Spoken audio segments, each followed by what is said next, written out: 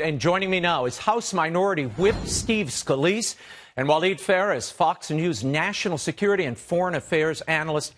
Gentlemen, thank you both for being with me on this incredible night. Waleed, what can you tell us about this airstrike? Obviously, the U.S. ordered it.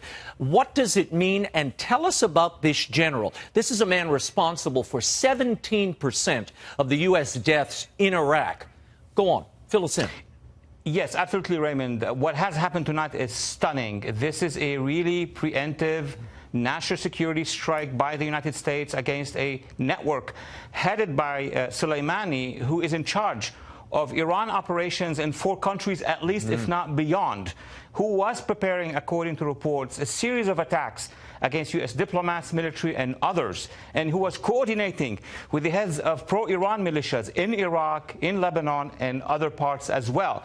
So what we have done tonight, what the country has done tonight, after the orders of the president and the commanders, was to save American lives and interests and allies in the region from what was prepared by these organizations. Now, Waleed, this Soleimani, he is a spy master, as you said, a coordinator on so many levels of, and he was designated as a terrorist. He's been designated so for years.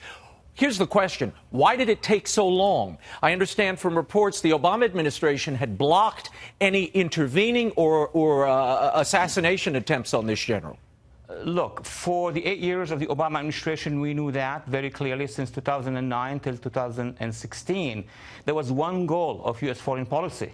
And I'm not, building something. It was there. We saw it. So most of the actions against the Iranians, I'm not saying all of the actions, most of the actions by the U.S. against the Iranians were sort of delayed or were not taken because of the architecture of the Iran deal. We were negotiating with the Iranian leadership. So in the middle of these negotiations, we're not going to be shooting right and left commanders of the Iranian regime unless it was really necessary. But we haven't seen much of those. Now we have a different policy. And that policy is to make sure that the Iranians and their allies are not going to preempt against us and take out American lives. Steve Scalise, Congressman Scalise, I have to ask you, Fox News has confirmed that there was a banner outside the U.S. Embassy when it was attacked the other day, and it said, "Soleimani is our leader." It was written under windows by these Iran-backed militiamen at the U.S. Embassy there in Baghdad. Does this draw a line, a connection between Soleimani and the attack of our embassy, Steve Scalise? And is this the right move? Well, Raymond, this has been building for a long time, but President Trump took incredibly decisive action to take out the head of this major terrorist organization. IRGC has been a major terrorist organization. Soleimani himself responsible for the deaths of over 600 of our men and women in uniform. This guy's been one of the major terrorists, worst, most brutal terrorists in the world. This is on the same level of, you can go down the line, but al-Baghdadi, of course, the most recent. Even when you look at, where this ranks, this is right up there. As one of the major attacks, taking out one of the worst terrorists that has been a threat to the United States. Clearly, as the Pentagon has said, this was a defensive action because they were seeing other things getting ready to happen. And so it wasn't just taking out somebody for what happened at the embassy, but it was also, he was probably getting ready to direct other attacks against Americans. And so this is a terrorist who's been responsible for the deaths of 600 plus Americans and probably was getting ready to try to do more. And he won't be able to kill anybody else because he's been taken out. President Trump, I think, has sent a strong message to Iran and any other terrorists around the world. This is serious business. If you come after America, we're going to come after you with lethal strength and overwhelming strength. Waleed, I want you to explain to the audience the connection between this Kataib Hezbollah, the group that attacked the U.S. Embassy, and Iran. Because this Kataib Hezbollah, they were, just a few months ago, working with American forces, right? To stamp out ISIS. That's the drama of how you're going to explain it. Basically, the mother organization is Falak al-Quds, the Quds force headed by Soleimani. And that mother organization has sub-organizations, controls organizations and militias in Iraq, in Lebanon, in Syria, and even in Yemen, the Houthis. But in Iraq, it has a high density of organizations, one of which is Kataib Hezbollah. Now, yes, that's true that the pro-Iranian militias, because they are under the umbrella of the Iraqi government, which is a big mistake, but because because of this legality that they have been fighting ISIS, but not because of us, not because of the Iraqi people, which they have killed over the past many weeks now. 700 Iraqis have been killed by that militia, not just Americans in the past and other Arabs, but including Iraqis. That organization has received orders now to target Americans, and that is the red line that we have been warning the president Waleed, and I'm going to open this up to Congressman Scalise. We're going to bring in Andy Biggs, Congressman Biggs, on the House Judiciary Committee.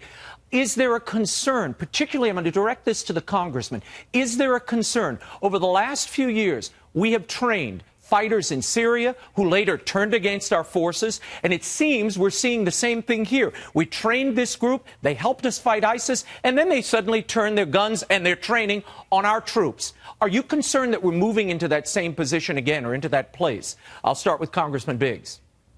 Yeah, that's always been an issue. I mean, I remember back when the Soviets had invaded Afghanistan and we were training the Mujahideen leaders and giving them material as well. And some of them ended up turning out working with Osama bin Laden against the United States later. This is always part of the context within the Mideast. It's part of the real problem we have. It's so complicated. And when Dr. Phares starts talking about, yes, this group was fighting against ISIS, but they weren't fighting for the U.S., that's part of what we see. We see these overlay of different groups. And it's almost impossible to really sort it out because the way they structure it, and they layer upon this one after another. One more question, Congressman Scalise, and then I want Waleed to answer this.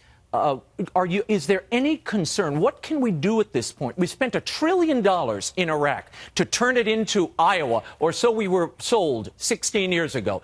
It's obviously not that. You have the security guard there. That's who allowed these group of protesters to come and invade our embassy. It was the Iraqi government. Any concern that we don't have quite the hold there that we thought we did after all this time, treasure, and blood? Well, of course, we've seen that slipping away over the last few years, and you've seen a stronger Iranian influence. You know, President Trump was able to push ISIS out of the Middle East by and large, but then you've seen actors come in, and Iran is one of those. They've had an involvement in Iraq, trying to take away the freedom from the people of Iraq. This is a major victory for the people of Iraq who want freedom, frankly, for Iranians who want freedom, because Soleimani's been one of those people leading attacks against not just Americans, but against anybody who seeks freedom in that region, and he's gone. Congressman, I want both of you to stay put. Waleed, one last question to you. How do you think the Iranians respond, and does this pull us deeper into the Middle East, something I know the president really doesn't want? The Iranian regime is now in a state of shock. What they have seen now is the decapitation of their leadership, strategic leadership, against the Americans. What is it that they're going to do later? They're going to have to make a choice between escalating, and every time they escalate, they see the might of America, which has changed big time. Or they will say, we're going to seek a ceasefire, we're going to now rethink the issues. Both are possible. Let me make one point that you asked about. Basically, in Iraq, these militias are hated by the population. I think the situation in Iraq is much better than what we generally think. The majority of the people, a majority of Iraqi youth, Shia, the majority of the Sunnis, and almost all of the Kurds and the minorities are against Iran. So we are in a much better position, especially after the elimination of that threat. Yeah, well, this is certainly an evil man responsible for at least 600 servicemen's death and the mastermind of many plots in the Middle East. Thank you for being here, Waleed Phares.